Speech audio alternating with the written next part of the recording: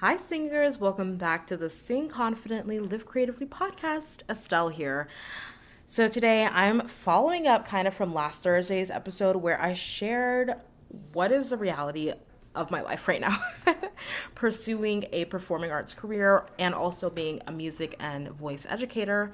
Both of them are like I'm doing both at the same time. I love both of them and I want both of them to continue. And so for you, maybe you're doing that same thing, or maybe you're primarily trying to just perform, or primarily trying to teach voice or teach dance or whatever. But I'm a performing artist just like you, figuring this all out. And so I wanted to share last week a little bit of like what I'm doing right now. I created an artistic career tree for you, like kind of like a visual that you can try to make for yourself as well. And you can go back to that episode and listen back to that. But this is kind of me following up with three key points that I really would love for you, and maybe a bonus one, but three key points that I'd love for you to focus on when it comes to becoming a performer and singer as an adult, and what is going to be helpful for you based on what has been helpful for me. Okay, so this is sharing from my personal experience in this moment right now, what is working for me and what is helpful for me that might also be helpful for you. So I hope that you are able to take this and apply this,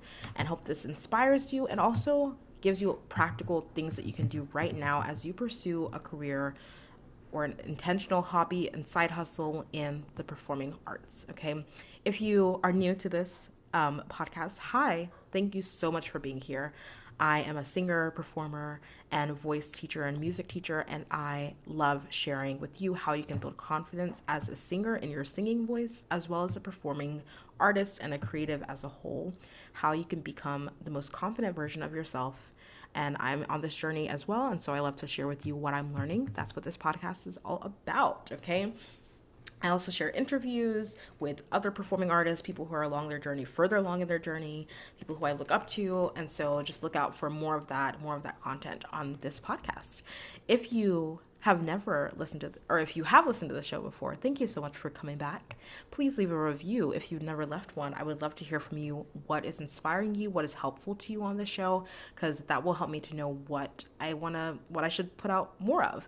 And you leaving a review also really helps this show reach more people. There are people around the world who love to sing and have no idea where to start when it comes to building confidence in their voices, don't know what breath, how to use their breath in a way that's helpful, don't know how to use their chest voice or head voice, don't know what warm-ups to use, and they could use this podcast. And so you leaving a review actually helps it reach more people. So I would love, love, love, and so appreciate if you wouldn't mind just taking a few moments to scroll down on Apple Podcasts and leave a review for this show. Thank you so, so much. Okay. All right. Let me just share a few points. This is a shorty episode for you, but let me share a few points that are helping me as a performing artist and educator pursuing my dreams. So number one is, especially if you listen to my last episode where I talked about creating your artistic career tree, where you have like different branches showing all the different things that are going on in your pursuit of being a performing artist. In like of those different branches that you created, if you did create that last week, good job. Amazing. Thank you for doing your homework. If you did it, you can go back and listen to it and you can create it. But the idea is that you just like write out the different branches of like what's happening in your life, in your artistic career at the moment. And basically, when you have written down like what are the different areas in your creative career that are happening right now. So maybe you're growing an Instagram of yourself singing. Maybe you're also auditioning for musicals. Maybe you're also in voice lessons, right? Those are three different aspects of your developing a creative career, a creative hobby, right? And so if those three things are happening, I would say that one thing to do is to decide on your goal for each area. So a specific goal. So just saying like taking voice lessons, amazing. So what is your goal in voice lessons? Is it to develop a strong belt? Great, write that down. Decide that that is your number one goal for voice lessons. What is your goal for auditioning for musicals? Is it that you really want to be in a community theater show as a lead? Great, write that down. For me, one of my goals is like to be in a regional theater production, right? So that's like a goal when it comes to like performing or auditioning for shows, right? And then if it's, what was the other thing I said? Oh, if you're building an Instagram a singing Instagram, right? Or an Instagram page with you singing, and you want to kind of like connect with other singers, you want to inspire people to sing, whatever. If that's what you're doing, then what's your number one goal with that? Is it to build community? Is your number one goal to, what could be a goal for that? Is your number one goal to collaborate with another artist? Is your number one goal to, I don't know, what could it be? What is it?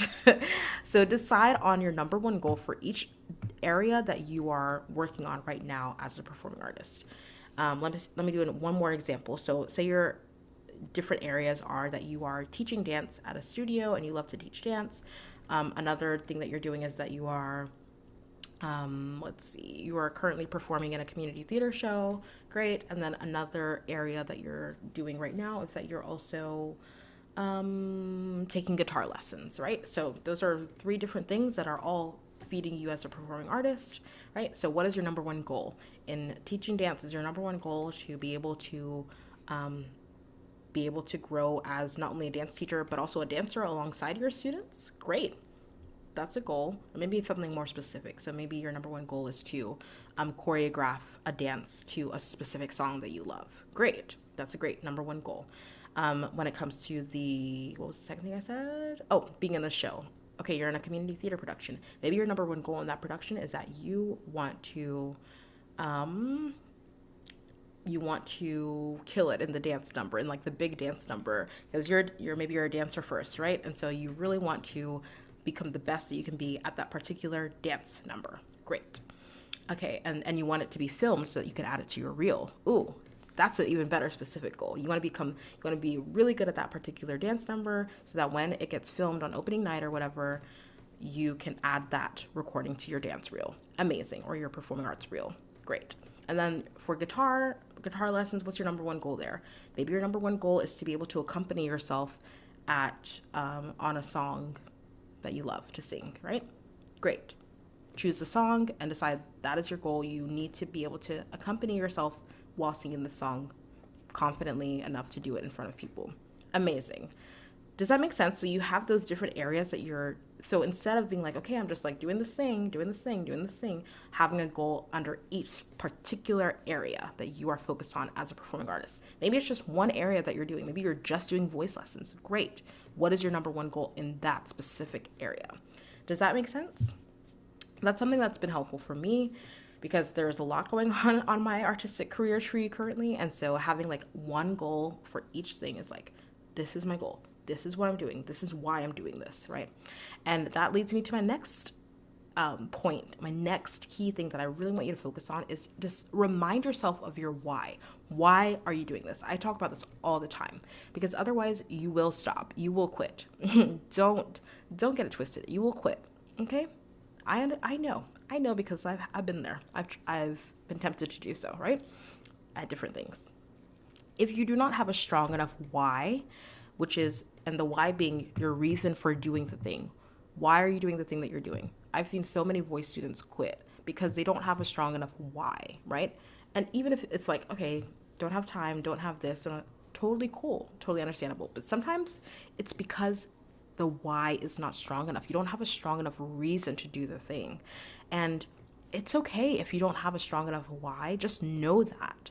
Know that it's not strong enough, and then maybe you need to figure out something else to do that you have a stronger why that's going to keep you going even when it gets hard. But being able to remind yourself of your why, of the reason that you are doing this thing, is super helpful. And that why could be connected to that number one goal in each of those areas. So maybe your why for teaching the dance classes right now, maybe you only want to be a dance teacher for a season, but you really, really want to become a great choreographer. And so having that dance teaching job is helping you to accomplish that goal. That's your number one goal, to choreograph to your favorite song, but it also is connected to your why, to be a great choreographer, right? You really want to be a great choreographer. So that reminding yourself of that is going to help you on those days that you don't really feel like going to dance class, right? You don't really feel like going into the studio because you're tired, right? That's going to happen. You will quit if you don't remind yourself, no, I'm here to be a great choreographer. This is my why. So Remind yourself of your why as often as you can. Journal it. Write it out on pieces of paper. Write it out on Post-it notes in the middle of a hard day. I do this all the time. Just remind yourself, speak it out loud to yourself in the mirror. Remind yourself of your why, so that way you can keep going. And last but not least, number 3 is be flexible. Be flexible and give yourself lots of grace. Like, be flexible with the fact that your schedule might be crazy right now. I might be projecting. I am projecting, definitely. But even if things are crazy right now, be flexible and give yourself grace that, like, you're not going to get everything perfect. It's okay. Maybe you missed something. You forgot about this thing that was happening. You need to move things around. Allow yourself to be flexible with, like, okay, you have this dance class, but then you also forgot that you scheduled a guitar lesson. Figure out a way to make it work and allow yourself to, like, make mistakes and keep going. Okay, so give yourself grace and be flexible with your schedule. Be flexible with what's happening in your life, knowing that you have different things that you're focusing on, but don't allow hiccups along the journey to kind of, like, stop you. Allow yourself to say, like, okay, right now, like, this week, this is kind of happening. I'm gonna have to, like, put this thing to the side. Maybe I have to miss this guitar lesson this week. That's okay. You can come back to it next week. So be flexible with yourself. Be flexible with your schedule. And I would say that those are a few things that I would love for you to really consider and really think about when it comes to becoming a performer, becoming a singer, becoming a performing artist, and a creative as an adult. These are 3 things that I'm really focused on right now. Again, number 1 is decide your goal for each area of your artistic career right now. Number 2, remind yourself of your why. Why are you doing what you're doing? Make sure that it is a strong why that will keep you going. And number 3, be flexible with your schedule, with your time, with yourself. Give yourself lots of grace. I hope these things help you. I hope these points are, like, really encouraging. And just know that I'm right there with you, supporting you, cheering you along. Thank you so much for listening. Again, please leave a review for this podcast if this helped you at all. Tell me which of those points you want to focus on the most. Let me know in the reviews. You can also let me know on our community page, again, at creativelybyestelle.com/community.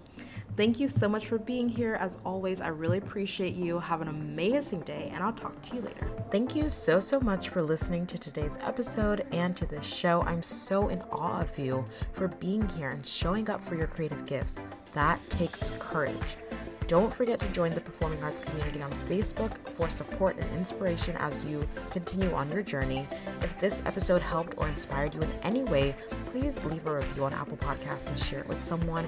It means so much. Thank you again, and don't forget to keep singing, acting, dancing, performing, and living creatively. Talk to you next time.